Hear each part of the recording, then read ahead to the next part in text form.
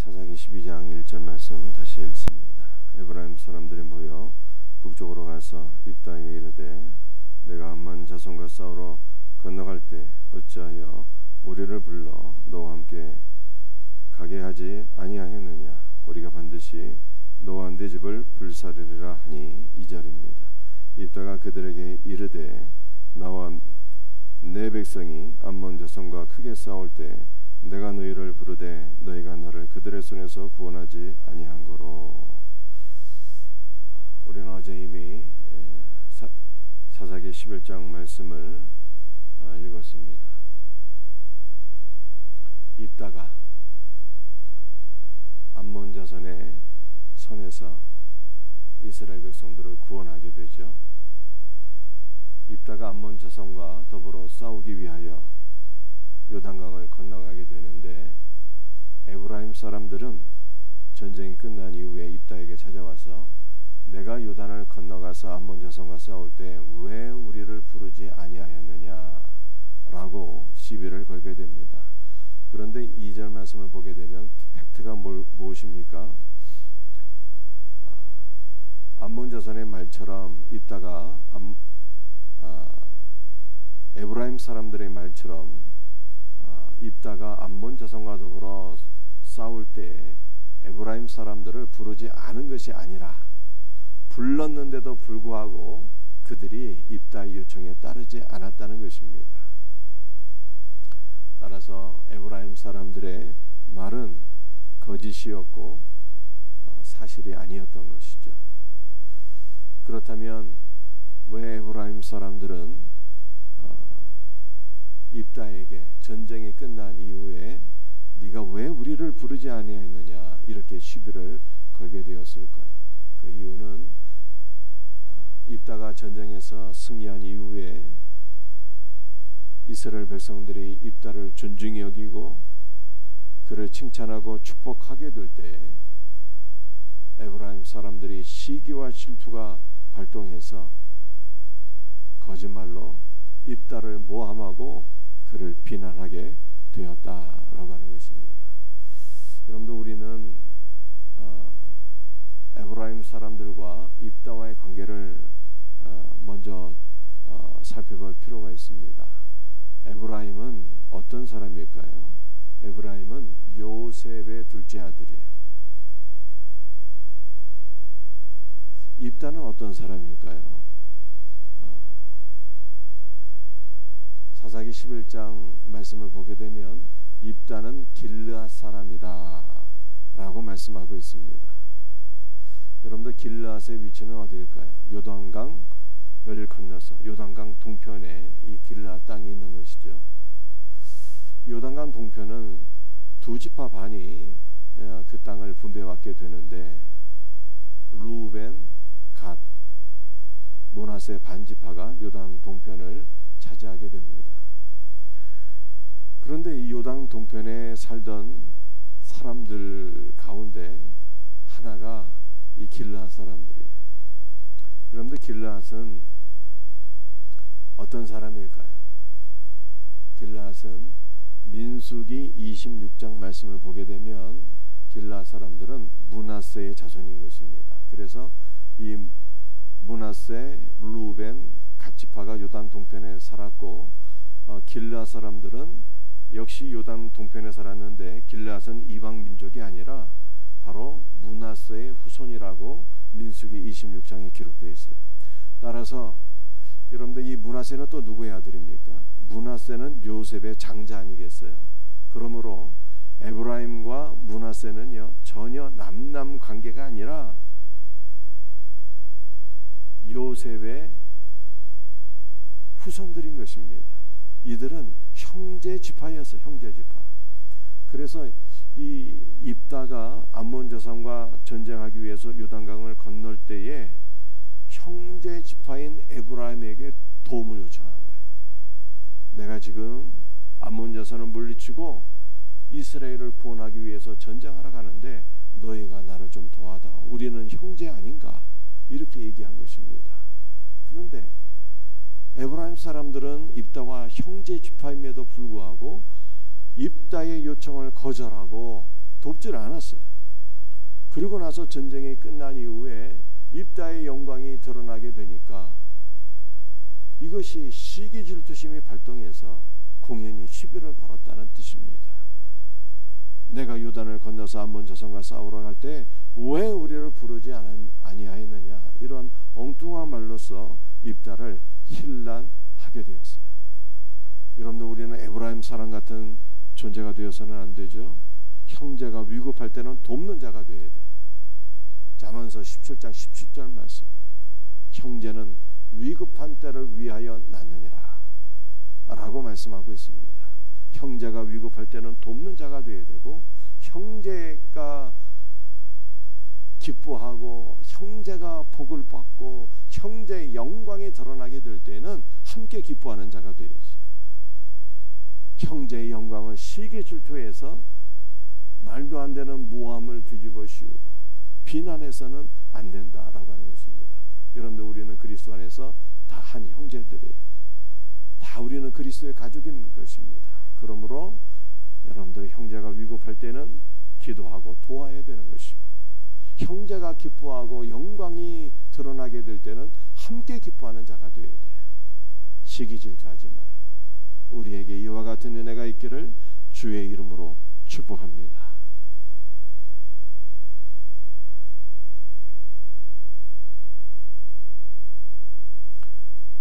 여러분들, 1절 말씀을 보게 되면 에브라임은 입다를 시기 질투해서 비난하는 것으로 그치지 않습니다.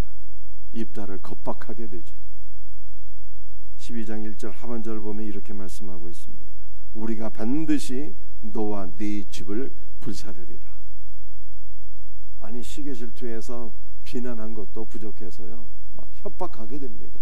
내가 너를 용서하지 않겠다.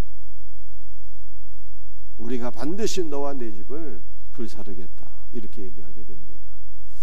그런데 이 말은 형제에게 할 말은 전혀 아니었죠. 여러분들, 입다는 이 당시에 어떠한 상황 속에 있었을까요? 암몬 족속에게로부터 이스라엘을 구원했기 때문에 입다의 영광이 높아지게 되었지만, 그러나 개인적으로 보게 되면 입다는 큰 슬픔 가운데 있었어요. 입다가 왜 슬픔 가운데 있었을까요? 입다가 암몬 자손과 더불어 전쟁하러 나갈 때 하나님께 서원 기도를 하게 됩니다. 하나님, 이번만 나를 도와주소서. 내가 전쟁에서 이기고 돌아올 때 나를 제일 먼저 영접하는 자는 내가 그를 하나님께 번제로 드리겠습니다 라고 서원 기도를 하게 됩니다. 그래서 하나님의 도우신 가운데 입다가 전쟁에서 승리하고 자기 집으로 돌아오는데, 입다를 맨 먼저 영접하고 환영한 사람이 있었어요. 그 사람이 누구였습니까? 입다의 딸이었어요. 근데 입다의 딸은 보통 딸이 아닙니다. 무남 동녀였어요. 아들도 없고 딸만 딱 하나 있는데 그 딸이 소고를 잡고 춤을 추면서 아버지를 영접하게 된 거예요. 여러분들, 입다의 마음이 얼마나 참담했을까요? 마음이 찢어질 듯한 고통이 있었는데 하나님께 서원한 것을 취소할 수가 없어서 그 무남 동료의 딸을 하나님께 드렸다는 거예요. 입다는 이와 같이 슬픔 가운데 있었는데 형제 지파가 위로를 못해줄 망정 협박하고 위협하고 두려움을 안겨주게 되었어요. 여러분들, 우리는 이러한 존재가 되면 안 되는 거예요. 형제가 위급할 때는 돕는 자가 되어야 되고, 형제가 기뻐할 때는 함께 기뻐하는 자가 되어야 되고, 형제가 슬퍼할 때는 함께 울어주는 자가 되어야 되는 거예요. 우리에게 이와 같은 은혜가 있기를 주의 이름으로 축복합니다. 여러분들, 이 입다의 슬픔은 어떤 슬픔이었을까를 우리가 조금 더 생각해 볼 수 있기를 원합니다. 입다는 하나님께 서원 기도를 했죠. 나를 제일 먼저 영접하는 자는 하나님께 번제로 드리겠다고. 그런데 하나님께 이 번제로 드리겠다라고 하는 것은 결국 자기를 영접하는 사람은 죽여서 이게 하나님께 제물로 바치겠다는 뜻 아니겠습니까? 그런데 여기에 좀 다른 해석이 있어요. 어떤 해석이 있을까요? 사사기 11장 37절 38절 말씀을 보시겠습니다. 또 그의 아버지에게 이르되 이 일만 내게 허락하사 나를 2달만 버려두소서. 내가 내 여자친구들과 산에 가서 나의 처녀로 죽음을 인하여 애곡하겠나이다 하니 그가 이르되 가라 하고 2달을 기한하고 그를 보내니 그가 그 여자친구들과 함께 가서 산 위에서 처녀로 죽음을 인하여 애곡하고. 아버지가 하나님께 자기를 번제로 드리겠다고 서원 기도해서 이제 꼼짝없이 죽게 된 거예요. 그래서 입다의 딸이 아버지에게 찾아서 이렇게 얘기합니다. 내가 처녀로 죽음을 인하여 동무들과 함께 산으로 들어가서 2달만 애곡하고 슬퍼하고 돌아오겠습니다.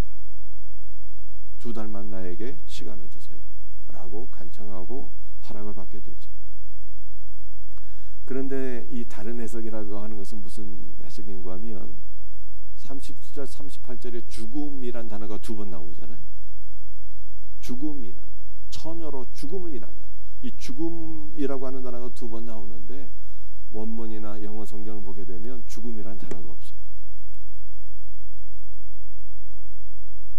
이 원문의 의미는 무엇인가 하면 입다가 자기 사랑하는 딸을 죽여서 제물로 바쳤다는 뜻이 아니라 입다의 딸이 무남 동료 외딸인데 처녀로 살다가 일평생 처녀로 살다가 이 죽게 된다라고 하는 그런 의미입니다. 이게 원문의 의미예요.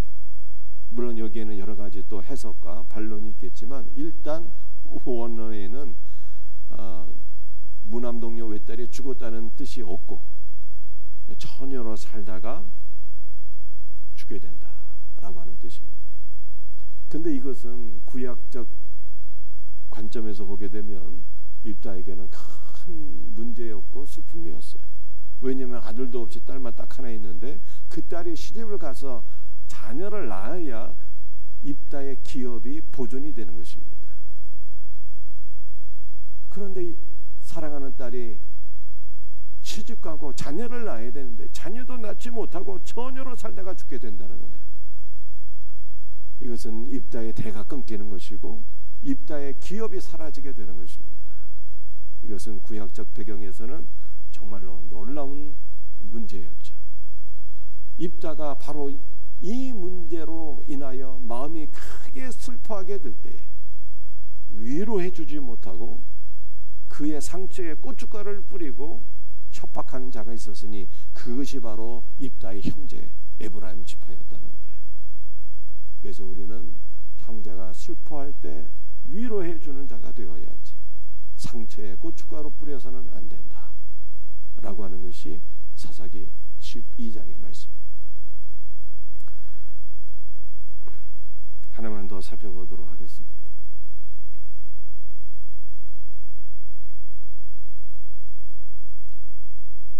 4절과 5절 말씀입니다.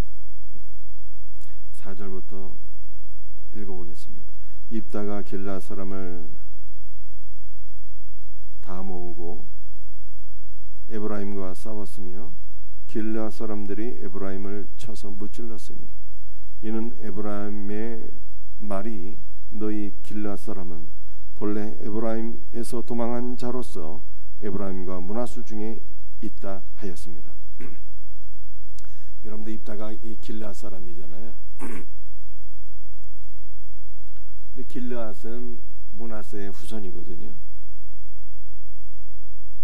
근데 길앗이 이제 살던 지역은 므낫세 지파에 속한 땅이 아니라 갓 지파에 속한 땅이었어요.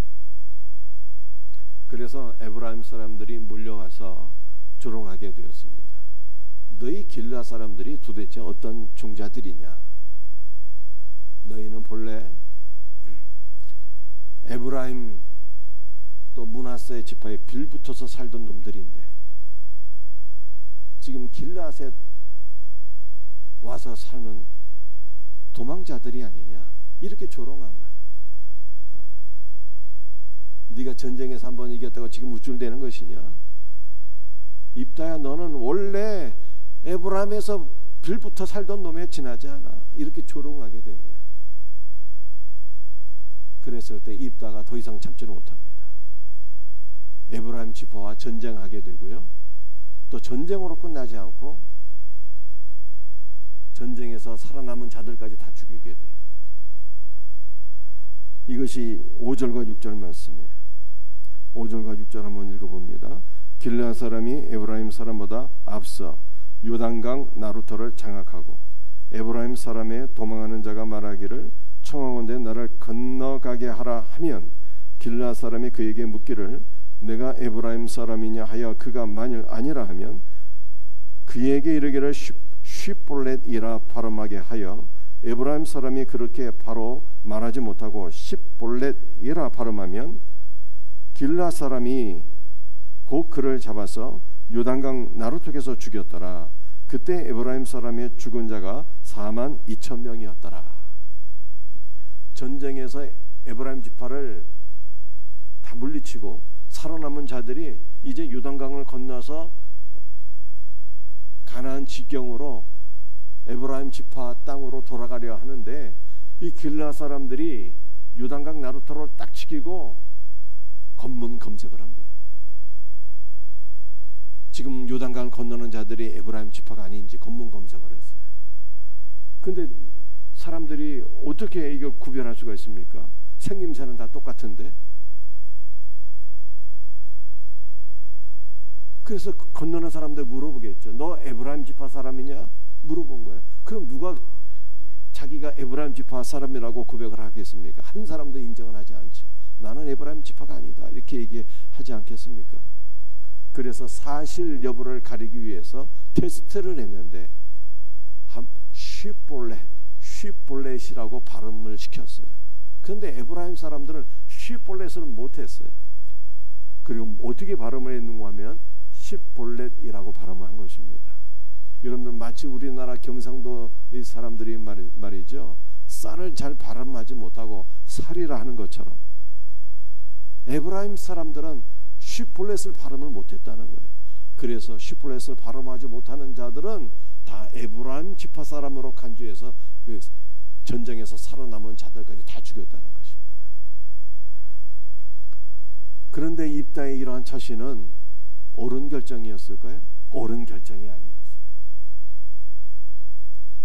여러분들 예수를 믿는 신자도 분기가 충천할 수 있어요. 얼마든지 분노할 수가 있습니다. 모함받고 협박을 받고 조롱을 당할 때 신자라 할지라도 분노의 마음이 일어날 수가 있어요. 그러나 신자는 두 가지를 잘해야 돼요. 뭘 잘해야 될까요? 분노의 마음은 일어날 수 있지만 해가 지게 되면 분노는 곧 풀어져야 되는 것입니다.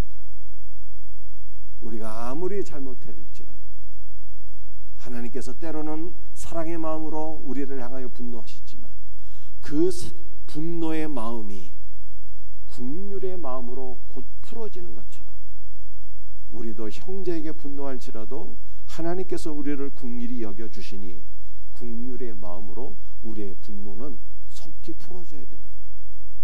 해가 지면 분노가 긍휼로 바뀌어져야 되는 것입니다. 여러분들 신자는 또 뭘 잘해야 될까요? 얼마든지 우리도 분노의 마음을 가질 수 있으나 그러나 심판은 누구에게 맡겨야 되는 것입니까? 하나님께 맡겨야 되는 거예요. 심판을 하나님께 맡기지 아니하고 내가 심판을 한다면 그러니까 내가 하나님이 되는 것이죠. 그러므로 우리는 분노의 마음이 들지라도 분노의 마음을 속히 풀어야 되고 분노의 마음을 하나님께 맡겨야 돼요. 심판을 하나님께 맡겨야 되는 거예요. 그러면 공의의 하나님께서 하나님의 뜻대로 심판하시는 거예요. 판단하시는 거예요. 그런데 입다는 자기가 모든 것을 다 판단하고 자기가 심판을 했으니 이것은 입다가 하나님의 위치로 올라가는 악한 일이었어요. 그러므로 우리는 형제 관계를 잘 맺으셔야 돼요. 형제가 위급할 때는 돕고 형제가 슬퍼할 때는 함께 슬퍼하고 형제에게 비난과 조롱을 일삼으면 안 된다 하는 것입니다. 여러분들, 우리는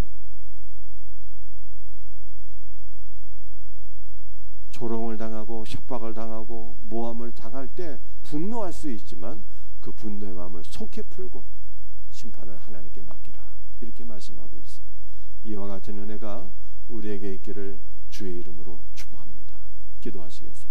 아버지 하나님, 감사합니다. 오늘 사사기 12장 말씀을 통해서 올바른 형제 관계가 무엇인가를 살펴보게 되었습니다. 형제가 위급할 때 돕는 자가 되게 하여 주옵시고, 형제가 기뻐할 때 기뻐하는 자가 되게 하옵시고, 형제가 슬퍼할 때 함께 우는 자가 될 수 있도록 주여 도와주시옵소서. 주여, 우리가 죄도 없이 모함당하고 협박당할 때 분노할 수 있으나 그 분노의 마음을 속히 푸는 자가 되게 하시고 심판을 하나님께 맡길 수 있는 온전한 믿음의 사람들이 다 되게 하여 주옵소서. 오늘 새벽에도 우리 사랑하는 성도들에게 주의 은혜를 도와소서. 주의 보혈로 덮어주시고 성령의 기름을 부어주시고 간구하는 모든 것들을 응답하옵소서. 주 예수의 이름으로 감사하며 기도드립니다.